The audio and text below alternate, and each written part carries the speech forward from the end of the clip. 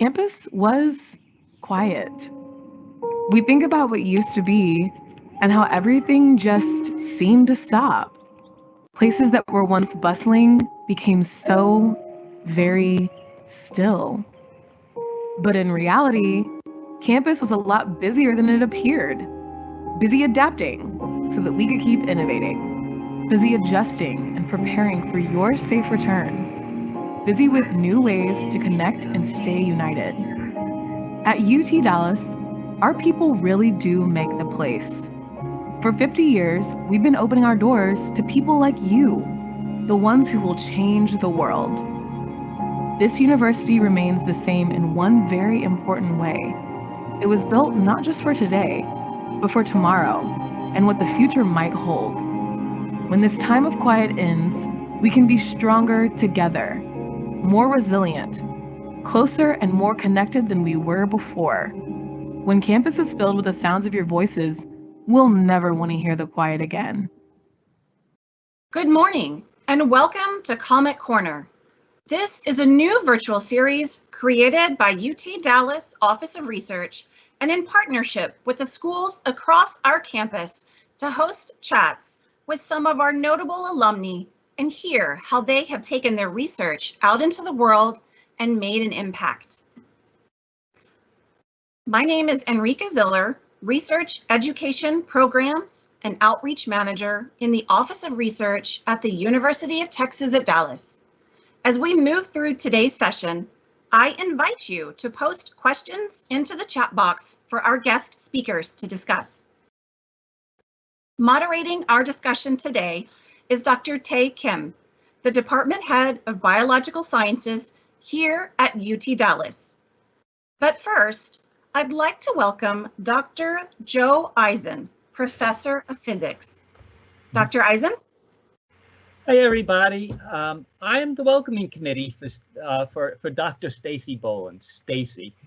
Over 20 years ago, my office was in Bergner, and when I would come in through the back loading dock entrance, I'd go past the chem stock room, and there was this Stacey person behind the counter working for the chem department at the time.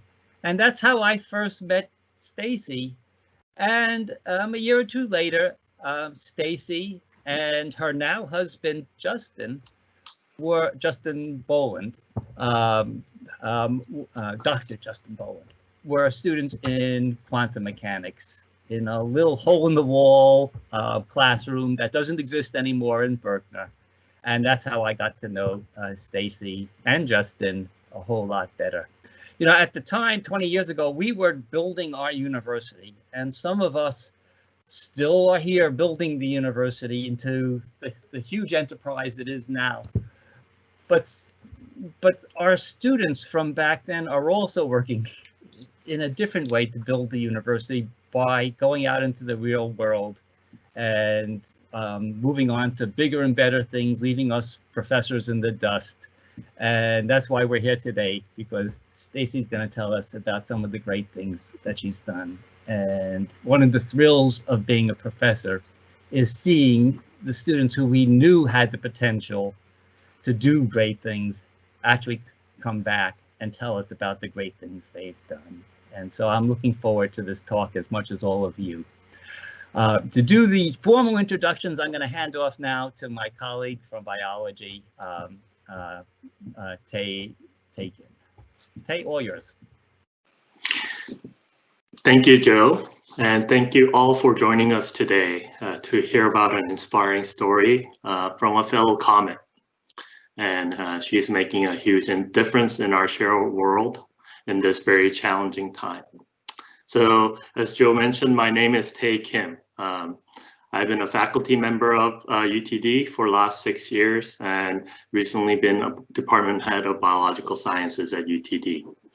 I'm very honored to serve as a moderator for this discussion today. And you might wonder why a biologist might be introducing an accomplished engineer with a physics background.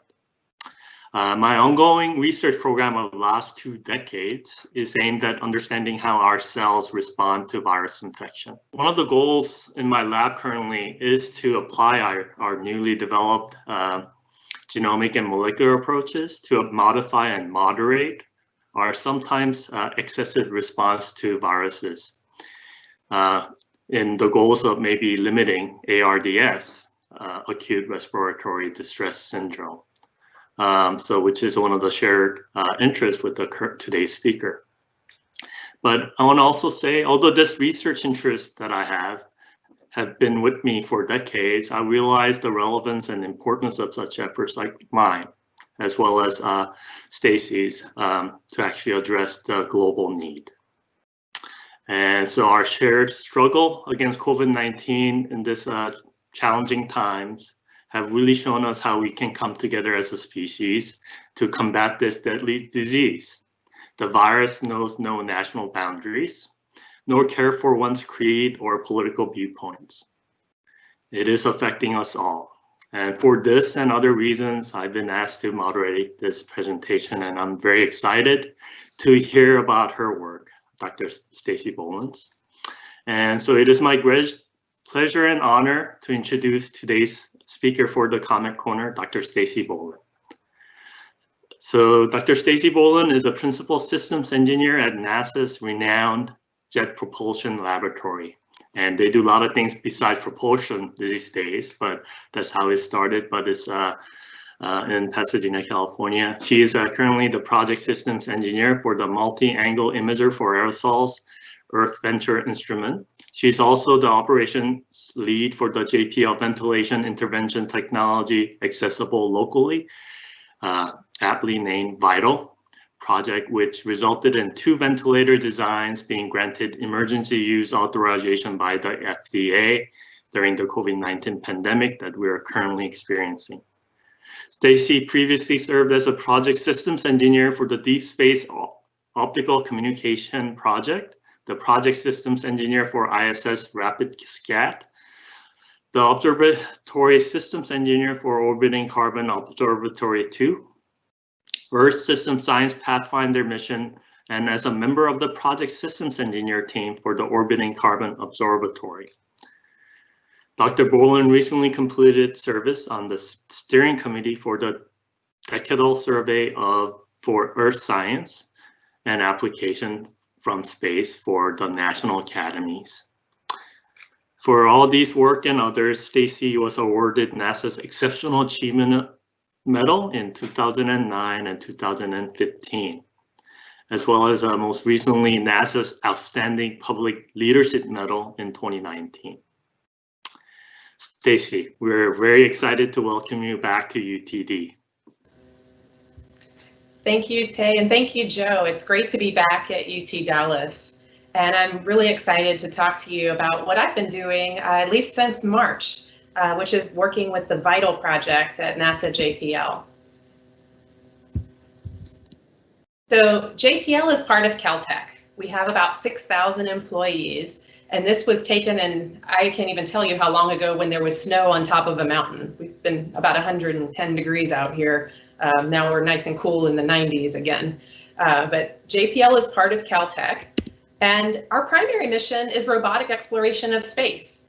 You're probably used to associating JPL with pictures like these, or maybe this one, the Mars rovers.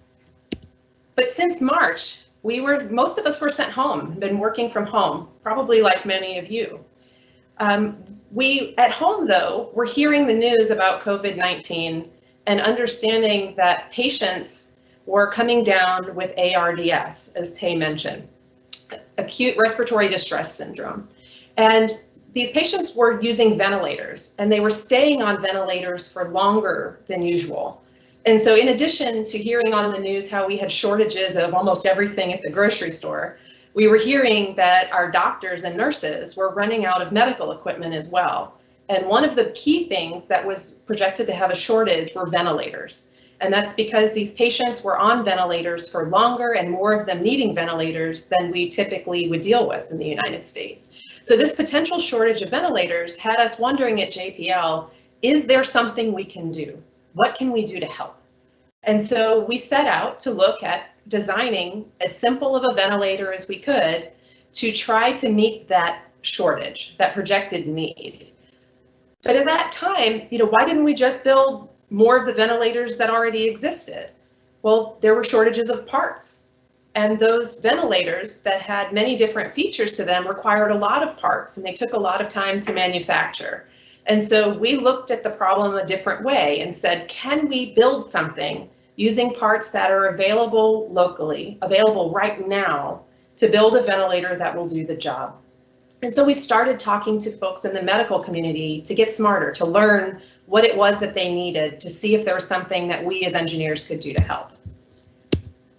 What we found is that in general, patients needed ventilators when they had ARDS. They didn't always need all of the features of a full-featured ventilator. The majority of them simply needed something to help keep them alive, to help get oxygen through their body while their body fights COVID.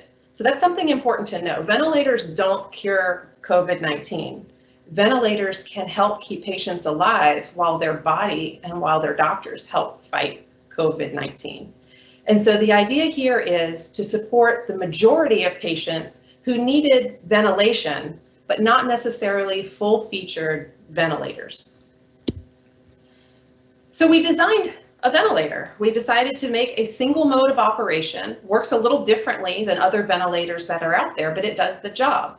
It provides, we call it, for those of you who might be into respiratory therapy or know about ventilators, it's volume targeted, pressure limited, time limited ventilation. We have a wide range of parameters that the medical doctors can set, and we needed to make it intuitive to use with minimal training, because what good is it to build something and provide it in the middle of a pandemic and then require extensive training for operators to use?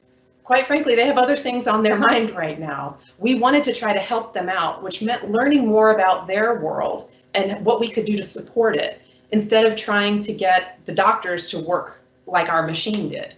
And so we talked to doctors. We found out that actually the majority of patients needed a pretty limited range of settings on ventilators. And so we designed a ventilator to meet that need. We knew the parts count needed to be low because we needed to find parts that were available. We wanted it to be quick to assemble because the idea is to help now, not to build something better that would help later. So we wanted something quick to assemble and that could be made in large quantities in case there was a need, whether in the US or internationally, for a significant number of ventilators. We also found it important, we didn't want to disturb existing medical supply chains.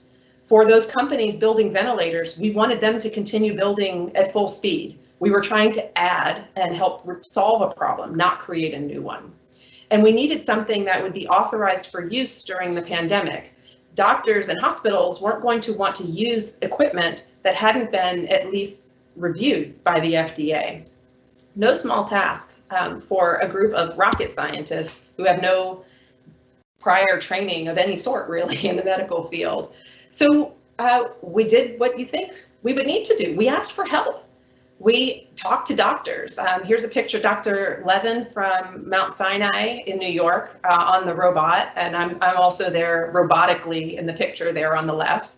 And Dr. Gurovich from Huntington Hospital here in Pasadena. We asked them a lot of questions. We learned how ventilators worked. We learned how they were being used specifically with their patients right now for COVID-19. And we worked with them extensively throughout this entire process, as well as just about any other doctor or nurse or medical employee that we happen to have contact information for.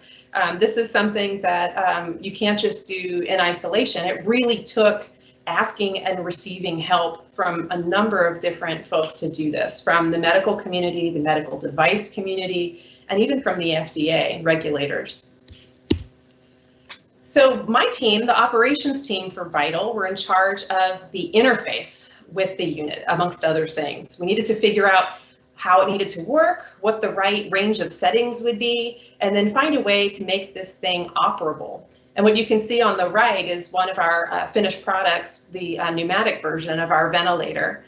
And you can see an early sketch up there in the top left and some of the pictures from along the way. Very proud to say that despite doing this effort, which you'll hear about in the next few slides in a hurry, this interface has made this ventilator really fit well amongst the medical equipment you would find in a hospital. With the feedback that we got from doctors and nurses, we were able to design a way of operating this ventilator that takes up between 15 and 30 minutes of training for a skilled operator. And that's just a tremendously short period of time for something as complicated as a ventilator. And we did that by learning how they expected it to work and designing it to work that way. So in March, when we started this project, we started basically with a whiteboard and talking to doctors, and 90% of us were working online from home.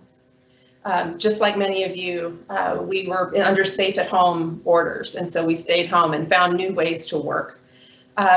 In 37 days, we went from a whiteboard and sketches like you see here on the left to the operating model that you see on the right. In 37 days of development, we built and tested this unit, and then we shipped it to Mount Sinai in New York. And Dr. Levin and his team put it through its paces. You can see a mannequin there that we intubated and used our device to compare it to the ventilators that they do testing with there. They operated that ventilator. They gave us great feedback and told us, you know, thumbs up, keep going. And so just 2 days later, so by date, this was the literally thumbs up from Mount Sinai. And just 2 days later, we submitted our first emergency use authorization to the FDA, and our ventilator was invited for a stop at the White House. You can see here was displayed for the president 40 days after we started this project. But we didn't stop there. Within the next month, we actually developed another model of the ventilator, this one more suitable for use in field hospitals. So the first unit works, we call it the vital pneumatic system, works with hospital compressed air and oxygen. This second unit only requires, it uses room air to compress the air and so provide an oxygen supply if you would like to provide enriched oxygen support to the ARDS patients. And so this one requires less in terms of facility resources to use. It's also a little bit easier to use because digits are a little easier to deal with for the operator than turning knobs that lie, that those of us who work in mechanical engineering are all too used to. Making fine adjustments mechanically takes a little bit more touch than using digital displays. And so we tested our second unit here with UCLA. It also went for a test at Mount Sinai in New York, and we were granted that emergency use authorization on June 1st. And so just since March, we now have 2 ventilators out there in the world, and Caltech provided a no-fee license for those that were interested. Of the over 100 proposals that we received for these no-cost licenses, 28 have been granted. 19 international and 9 in the United States, all 6 continents, or 6 continents. I don't know why Antarctica hasn't really asked for a manufacturing license, but no, it's been a global need for ventilators and for support during COVID-19. And my team and I have worked really closely with these manufacturers to help answer their questions and get them up to speed. In fact, if you watch on the news, yesterday we were able to announce that Brazil's version of the FDA approved one of our licensees' ventilator, and it's now going into mass manufacturing. And so these are actually out there. Many companies around the world are working on their prototypes and getting their systems up to be able to be producing these, and we're very hopeful that should ventilators be needed through this pandemic or needed anywhere in the world, that Vital will help fill that need. And so here's just a screenshot. We've done most of this work remotely. It's been a fantastic team to work with. Haven't actually met many of these folks in person. I'm looking forward to being able to do that once we're able to go back on lab. But really just an incredible group to work with, to have gone from 0 to where we are today in March has been an incredible experience. And thank you for letting me share that with you here today. And here's my email address if anybody has any questions that we don't get to today. And I will throw the floor back to Tay. Thank you, Stacey, for sharing that wonderful story. I mean, I could only imagine how hard it took, how much hard work took that 37 days. We have a first question from Dr. Harpham. You probably know him as well from Honors College. And he wanted to just expand on your experience with getting the FDA approval and whether there were any concerns that were raised by FDA, even given this emergency use. Absolutely. Thanks, Dr. Harpham. Nice to hear from you. So yes, this was definitely an amazing and intense experience. I don't think any of us on this team really got much sleep. This was days, nights, weekends, you name it, working full force. And so definitely with respect to FDA, we had a regulatory lead that we worked with. We all got these titles and jobs that we didn't even know what they meant when we started, right? Because JPL is not used to doing medical devices, but we had different folks in charge of different pieces. And so our regulatory lead dug into all of the different requirements for an emergency use authorization. And we actually reached out to the FDA directly very early on. And Dr. James Lee, who was in charge of approving, or his team of reviewing emergency use authorizations for devices like ventilators, gave us advice from the very beginning. And we had reviews that involved medical device manufacturers and regulatory folks. We put together an extremely detailed supporting package to follow all the requirements for an emergency use authorization. It was, our first submittal was over 500 pages, and for the compressor over 800, to give you an idea. These are not small things that you just send and they say, yeah, great, go ahead. This really is a big deal, and there is a very deep amount of review with hazard analysis and with how it works with operating. And I was, part of my role was doing the instructions for use and labeling, including all of the warnings and cautions, which were negotiated. I negotiated directly with the FDA for the wording of those things. And so the FDA primarily cares about patient safety and efficacy. And so we definitely prioritize those same things from the beginning, and working with the FDA to understand their care abouts, answer their questions. They were working days, nights, and weekends too, and we had quite a few different phone calls to talk through the different aspects. One of the most challenging aspects for this ventilator in my interactions with the FDA is that it operates in a different mode. Full-featured ventilators have a number of different modes that respiratory therapists and intensivists tend to use. This one didn't work the same way. It provided for the need, for what the patients needed, but it operates differently so that we could build it simply and quickly. And so getting the mode description, which is that volume targeted, pressure limited, time limited phrase that I kind of just rolls off the tongue, right? Getting that described and documented appropriately to make sure it was understood how this ventilator works so it could be used appropriately by medical end users was one of our challenges. And we managed to, we got through it. We worked with those end users to understand their terminology, their words. The learning curve of the jargon was one of the bigger challenges that we had on this project. Getting the translation between medical and engineering and then back to regulatory was definitely no small task. Thank you, Stacey.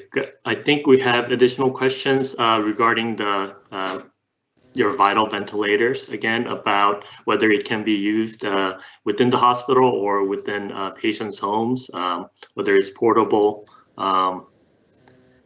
and what is the what is the cost of the vital ventilator?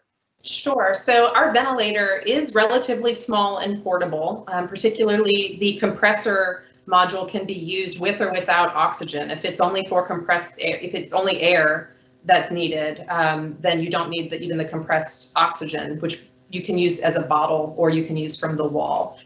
They are designed, however, for sedated, intubated patients. Those patients can or don't have to be initiating spontaneous breathing attempts. We do provide support for patients who are breathing on their own or who are not.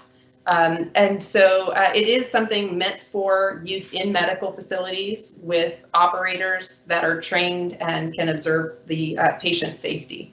So for intubated, sedated patients, not for home use. However, the core technology behind here that our licensees now have is something that does translate into potential other applications. There are not limiters that would keep it from being used in other applications if those are developed and then receive their own FDA either authorization for emergency use or what's called a 510K, which is a full FDA approval, but usually takes a much longer time to get.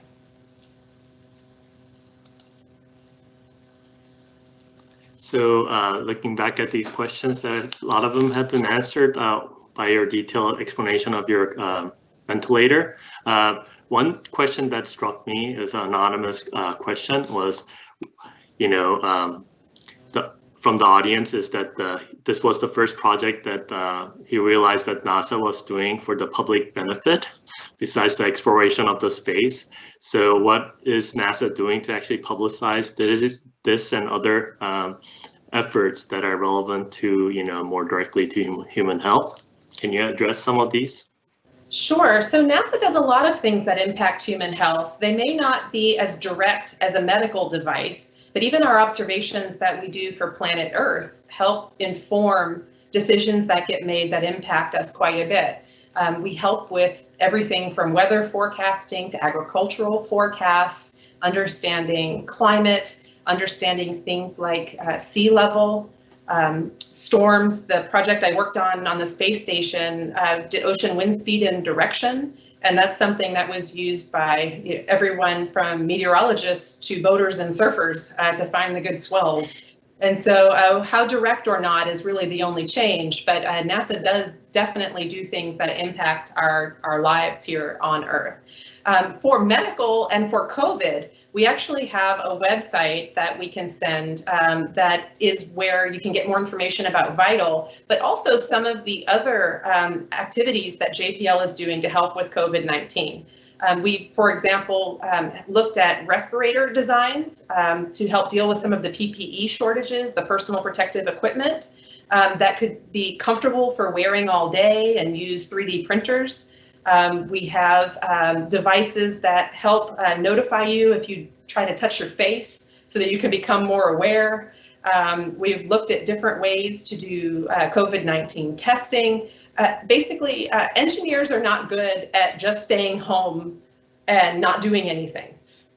When we were sent home and told the best thing you can do to help is stay home, we couldn't stop trying to find ways to still get involved. And I'm very thankful that our institution, that JPL and Caltech and NASA let us do this. They sponsored us, they let us use our time and use our energy. There's just an amazing number of people, and I'm so proud to call them my colleagues that I work with, that we've been pouring our hearts into doing everything that we can think of to try to help. And I would like to ask from my side, the interesting part was that in addition to this, device that is, helping, patients, I found it quite interesting how you had to reach out to strangers.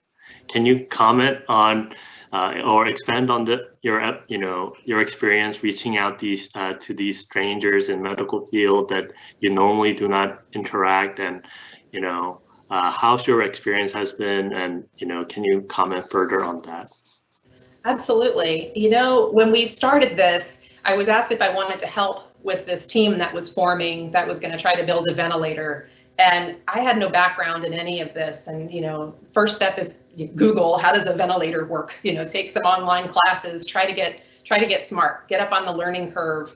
and see what you can figure out, and then figure out how to ask your questions. We had two doctors that from the very beginning, I mentioned Dr. Gurevich and Dr. Levin, who really gave us a good overview and tutorial and wouldn't hesitate to answer questions. But, you know, when I talk to these guys, Dr. Levin's in his scrubs on his lunch break. You know, these are the same doctors that are absolutely exhausted on the front line. And so one of the things that weighed on me was making sure that I used their time well. And so I would learn as much as I could and then try to reach out and target my questions to make the most of their time. And over time, I would learn their words. And when I could ask my questions using their words and their terminology, it was less of a burden on them to answer. And we were able to, you know, almost talk shop. You know, I could ask how the patient protocols were evolving, and, you know, things that I knew our engineering team would need to keep in mind. If you know, the protocols for treating patients are changing, you need to know that if there's any impact on the design that they're building now. You know, so it was to not just get the ventilator 101, but also how do you operate these things? How do you train people? And so finding ways to ask the questions in ways that they could answer them quickly. This was their expertise. This is their life. And if I could be efficient with their time, it really was no big deal. And when I would be able to use their words and they could understand the question I was asking, you know, there wasn't quite as big of a burden. And so there was a lot of practice. But, you know, when we started this, we weren't telling other people we were doing this. NASA's not doing this for publicity. We're doing this to try to help. And the last thing we wanted to do was waste anybody's time or take anyone's attention. And we took that very seriously. And so we asked people that we knew, or, you know, whether we have friends. My sister is a hospitalist in Mississippi, and I would call and talk to her and ask, you know, questions about the interface. You know, I'd ask another friend of mine about the coloring of the interface. Do colors mean something in the hospital? You know, you don't want to do something just based on not knowing. That could make this harder to use or not usable at the end of the day. And so kind of getting over the shyness, you know, and the understanding that, no, we were doing something useful and we needed them to help us, but we respected their time, and finding kind of the sweet spot on how much work to do myself versus to just put myself out there, because I couldn't go spend a month figuring this out. When we did this whole effort, you know, the first EUA was put in 40 days from the day we started the project. You know, I had to have what that interface looked like sorted out to first order in the first week. You know, we couldn't add more buttons and displays because we were building them. You know, usually we do things in order where you decide what you're going to do, you work on a design, you review it, you build it, all very careful and methodical. We had to do all of those steps at the same time. And this was, you know, improv engineering, if there ever was such a thing. And, you know, just working with a team and asking for help. And really that skill is something that I think a lot of us are going to try to use in our day jobs, you know, to find that sweet spot and, you know, try to work on it yourself, but then ask for help. And if you do that effectively and efficiently, it really enabled us to do as much as we did, as fast as we did. Thank you, Stacey. I want to kind of follow up on that question because you had a lot of, you know, interesting insights into how NASA works, and particularly your teams that you've been involved with, is that this less, you know, lack of emphasis on personal achievement and recognition. Is a lot of it is driven by team and, you know, trying to contribute, not with flashy Twitter feed, but, you know, some real recognition and help that doesn't need, you know, publicity. So what do you think is the, you know, makes your team very different from a lot of the other teams that might be going after, you know, public recognition for whatever they're trying to do? And this also touches upon some of the comments on this, you know, Q&A, where, you know, how come I didn't know about, you know, NASA's effort in this regard, right? So obviously publics want to kind of be, you know, be informed of these efforts as a almost self-promotion like things, but it's not the style, obviously, of what you're trying to achieve, because you don't want to step anybody's toes. You're trying to kind of contribute in any, in the most positive way possible to the whole enterprise that is trying to overcome this COVID-19. So can you address some of these? Sure. Now, this is really, in all truth, something that I feel very grateful to have been a part of, to have had an opportunity to do something useful at a time like this. This is something that's not about, it really isn't about individuals. This is about, can engineers do something to help? And we wanted to help. And really to do that with anything that we have to offer. And, you know, I've gotten to work with, through this project, I've gotten to train engineers and, you know, and work with engineers in Brazil, in India, you know, all teaching them how to use something through WebEx that I still haven't touched it. I'm working at home, right? I mean, this whole thing is kind of surreal. But, you know, it's hard to not be motivated to help when you're in the middle of a pandemic. You know, you're seeing all these things on the news and you just want to do something. And it was hard to just jump in when you say, well, why me? What do I have to bring to the table? Well, what I bring to the table is I'm an engineer and I want to help and I'm going to figure it out. And I've had others who do the same thing. I mean, at JPL, we're used to doing things that haven't been done before. We're not used to doing them in a pandemic. We're not used to doing them in the medical field. But with engineering, you bring kind of your personality and your training and your tools and what you know. But it's who you are and how you work. Your personality and your training both matter. And I think at JPL, we tend to really get together behind a common goal. You know, we're very mission focused usually. And in this case, the mission was very easy to get behind. We're trying to help save lives. There are people who can't breathe, such a visceral feeling of helplessness. And if there's something we can do to help, we want to help. And everything else just gets in the way of that. You know, if you're worried about, you know, Instagramming each step of the way, you're missing something there. We didn't have any time for that. I mean, I hardly had time to eat, much less worry about this. But then after our emergency use authorization went out and we started realizing we really hit the right spot. This is actually something that is needed. And even after this pandemic, there are places in the world, we have a licensee in Africa, they don't have ventilators.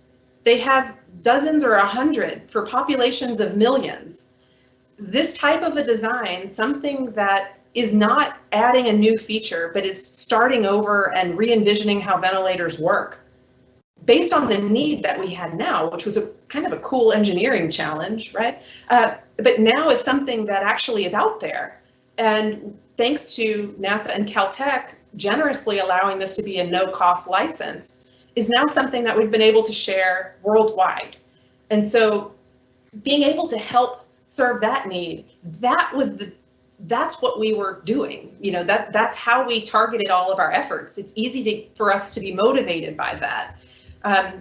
We're engineers and, you know, not everybody, but mostly introverts in a place like NASA. You know, feeling what we seeing that it's being used. Like I look at this product that we made and say, you know, it actually even looks pretty good. You know, it looks like it belongs in a hospital, you know, and for having to have made the decisions as quickly as we did, you know, the pride of seeing our team focus and do something that actually works and serves exactly the need, even though we had to do this quickly, even though we did it mostly working from home.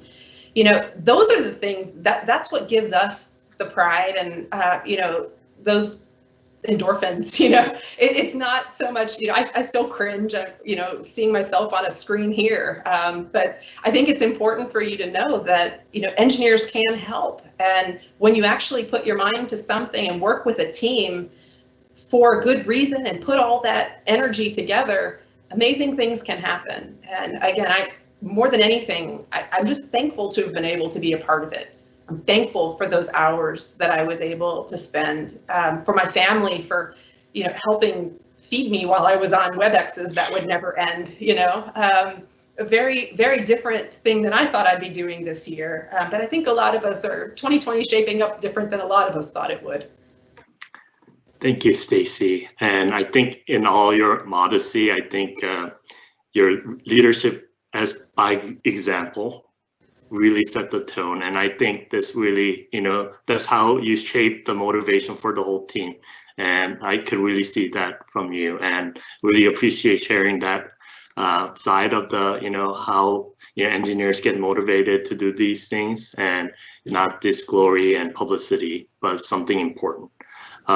So Dane has raised a question about, what advice can you share with, our students at UTD and beyond who might be watching this on YouTube, who are examining, STEM careers today and are not sure whether to pursue the career in STEM?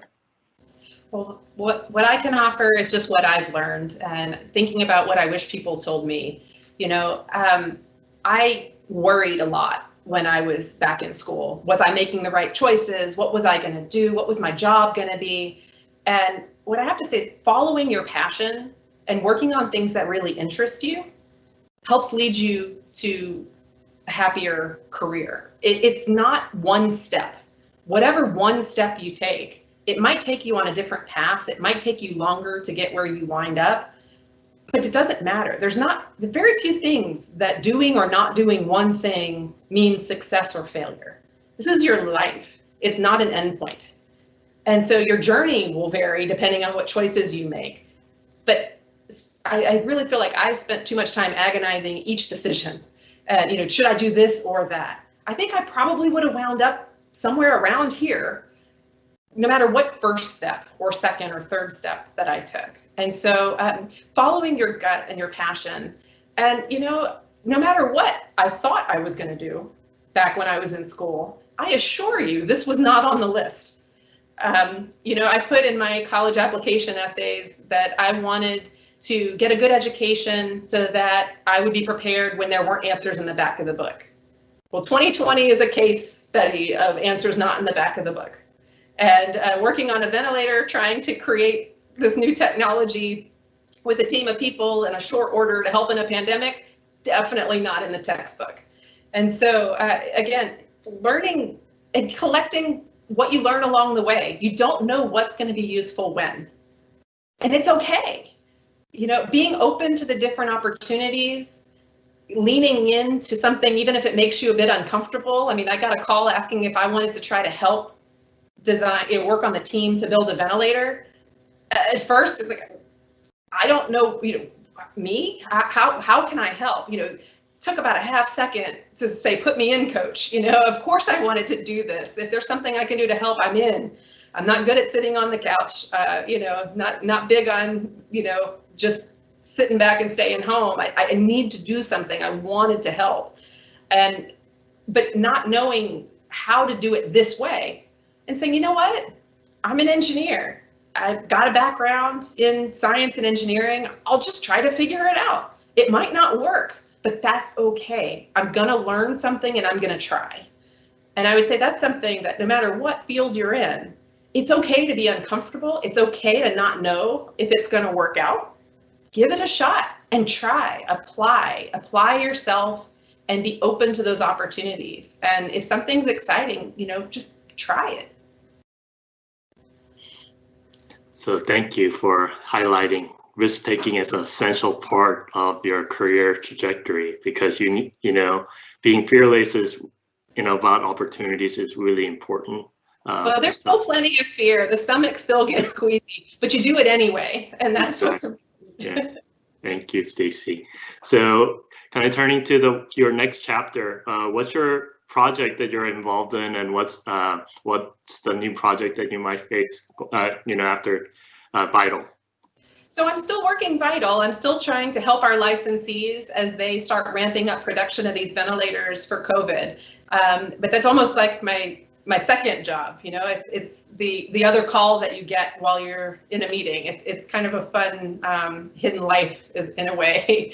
The day job is with the multi-angle imager for aerosols. We call it Maya. And the Maya mission is actually looking at tying aerosols, particles in the air, with human health outcomes, because many of us know that pollution in the air is tied to things like allergies and asthma, But what we don't all know is that those particulates are also correlated with things like cardiovascular disease, heart attack, stroke, low birth weights, preterm births. And it's kind of strange to say in 2020, we don't know what types of pollution are associated with what types of bad health outcomes. And so this mission is actually taking measurements from space, also working with models and measurements from the ground, and then working with epidemiologists to look at specific targets around the world and understand what types of pollution are there and correlate that to the types of health problems that they have in those communities at the neighborhood scale. And so working with epidemiologists and health professionals, it was a first for NASA to do something like that to this level. It's an actual, the applications were the reason they selected this mission, which usually it's the science and sometimes it leads to applications. This is applications out front. And if I were nervous about that before, definitely not now after working with Vital. It was a crash course in working with the medical community. So this will be medical researchers, but hopefully we'll be helping advance our understanding of what types of pollution are tied to what types of health outcomes so that we can inform either better regulations about which types of pollution is the most important to control, or make those regulations more effective to have better outcomes for people's health. So interesting. That also kind of involves some lung function as a part of your project. And thanks for sharing. And it sounds like a really important and exciting project for you to lead and help us also navigate through these increasingly polluted world that we manage. For my part, personally, I wanted to kind of find out more about how the Vital project has really changed you personally as you look at your life and career, and how do you foresee yourself going forward from now on? You know, I almost don't know how to answer that. It's been such an amazing experience, but I feel like I'm still kind of in the middle of it. I'm getting a little more sleep than I was in the early days of the project, but we're still very much in the mode of trying to make sure that anyone who needs a ventilator will have one. And so I would say I've met some amazing people on this team. I think I have some new friends. Like I said, I'm looking forward to meeting them in person at some point, getting to see just different cross-section of people than I usually work with, which is great. I've really enjoyed it. And so these intense experiences where you're very focused on the same mission, I think spoiled me in a way that I will be probably a little careful about what do I choose to work on next, because it's addictive. You know, I enjoy the intensity. Like I said, I still think getting more sleep is a good thing. So we need to find the right balance. But being able to really not hesitate and jump in, even in a project that I may not have a direct tie to. I think I'll probably be a bit more open-minded about what I bring to the table. There was no way to know how this was going to go at the beginning. And, from those very first telecons where you're very careful to, do I speak now? Or, I don't want to slow anybody down, but I want to pitch in, to just not hesitating to offer what you have to the team and to work with the team. That kind of dynamic is just, it's so energizing. And so even though I worked some of the longest hours ever in my life, and I'm including grad school and studying for candidacy and all of that kind of stuff, really worked longer and harder than I probably ever have. It's been some of the most amazing experiences and memories that I have as well, just on so many levels. I know it's impacted me, and the word I just keep coming back to is grateful. And I encourage all of you, if you have an opportunity to contribute on something that you think can make a difference, that's important, to just try, just do it. And do it if you're doing something for the right reason and you're trying your best. There's this magic that every now and then you can get, you can touch it, that you can contribute to something that matters and feel like you're firing on all cylinders, and there's no other feeling like it. Thanks to you, Stacey, again for that inspirational response. And I think those are the questions that I have from the audience. And if there are no more questions, I would like to kind of close this Q&A. And I want to thank Stacey for sharing this amazing, inspirational story for all of us. I've taken great meaning out of this also for my own personal career. But thank you. It's been truly an honor, and it's been really fun hearing you about your work and your career. Thanks for inviting me back to UT Dallas.